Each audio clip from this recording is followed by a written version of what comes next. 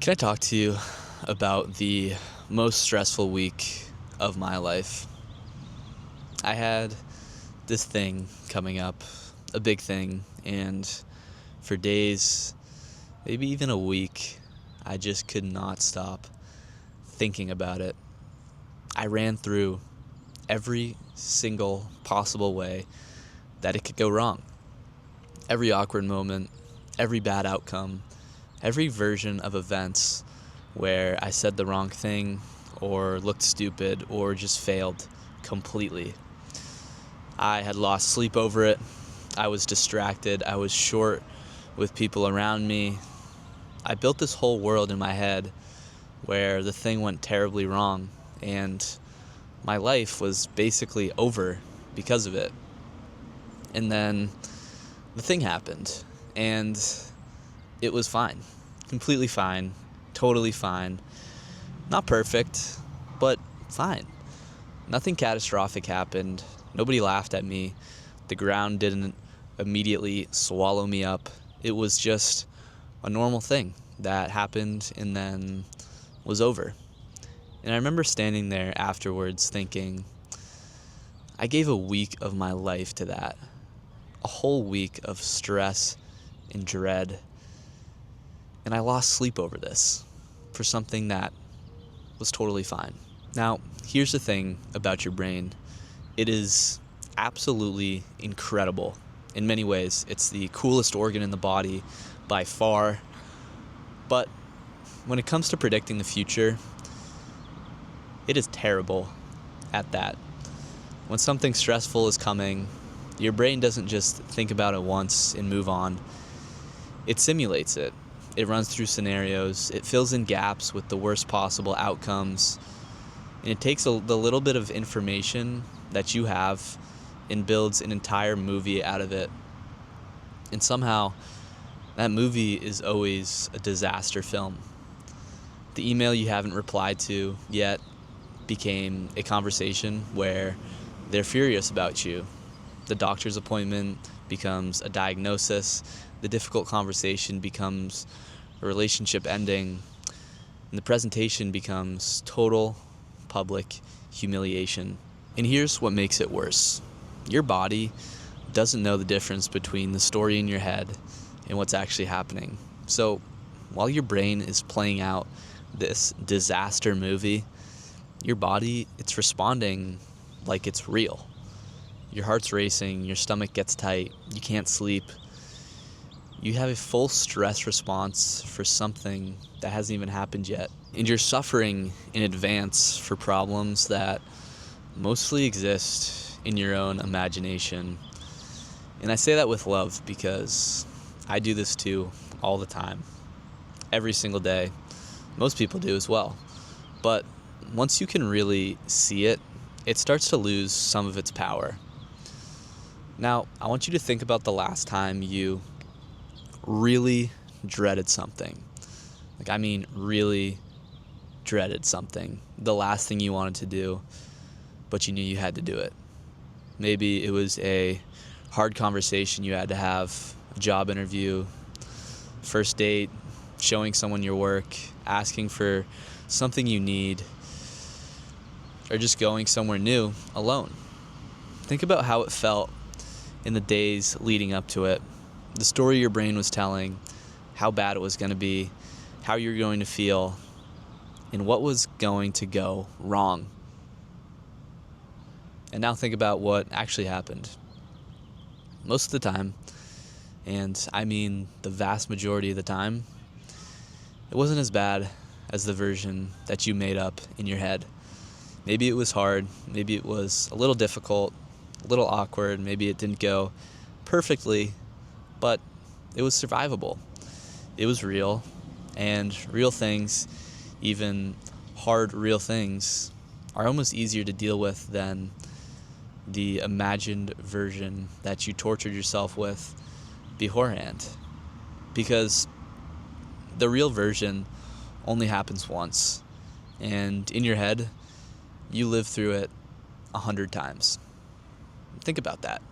You went through that hard thing, not once, but every single time you ran that scenario through your head, every time you replayed the worst outcome, the worst case scenario, and the actual event only happened once. The suffering around it went on for days. And that gap between the story that you make in your head and reality is where so much of our pain lives, and most of it is not even real. And part of the reason that we do this is survival.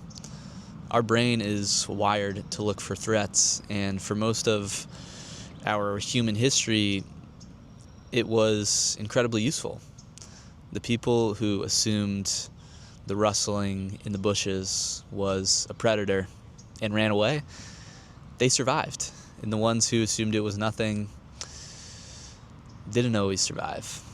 So your brain learned, when in doubt, assume the worst. Be ready, stay alert. And that's not a flaw. That's a feature that has kept us alive for thousands of years. But the problem is, we're not running from predators anymore. But the brain is still running the same tests, the same software. So instead of a lion in the bushes, it's the unanswered text, the meeting with your boss, the thing that you said 3 days ago that maybe came out a little wrong. And understanding that doesn't make the feeling go away, but it does help you take it a little less seriously, I think. You can notice the spiral and think, yep, that's just my brain doing that again. Running the disaster movie, trying to protect me from the lion that isn't there. And you don't have to believe every story it tells you. So what do you actually do when your brain starts spinning out? I think it starts by naming what is happening. When you catch yourself in the spiral, just say it out loud or in your head. I'm telling myself a story right now. Not the truth, a story. And that one small shift from this is happening to I am imagining this happening creates just enough distance to calm you down a little bit and allow you to breathe. You also have to ask yourself, what do I actually know? Not what you're afraid of, not what could happen, what you do actually, factually know right now. Most of the time, when you strip away the story and just look at the facts, the situation is much smaller and more manageable than we've made it to be in our heads. You also have to ask yourself what the most likely outcome is, not the worst case, the most likely. Because we always jump straight to the worst case, but in real life, the worst case almost never happens. The most likely outcome is usually somewhere in the middle. Uncomfortable maybe, but at the end of the day, it's okay. And you also have to remember your track record. You've gone through a lot of hard things before. Think about every single difficult situation, day, week in your life that you've had in the past. You made it through, or else you wouldn't be here right now. And you're still here. And that is a 100% survival rate. And your brain forgets that when it's in panic mode. So you have to remind it. You've handled a lot of hard things before. You can handle this too. So here's the thing I want you to take with you today. Most of the things keeping you up at night, most of the dread, the worry, the worst case scenarios, playing on a constant loop, they're not real. They're stories. They are your brain trying to protect you from a danger that most of the time isn't coming. The real thing, when it does come, is almost always something that you can handle. Because real things are finite. They happen, they end, and you move through them. It's the imagined things that never end because your brain just keeps on running them. So the next time you feel that dread creeping in, the next time the spiral starts, I want you to stop and ask yourself, is this real or is this just a story? And then gently, kindly remind yourself that you've been through hard things. You've been through real hard things before, and you came out on the other side, and you will again. And it's not as bad as you think. It almost never is. So I'll see you guys in the next one.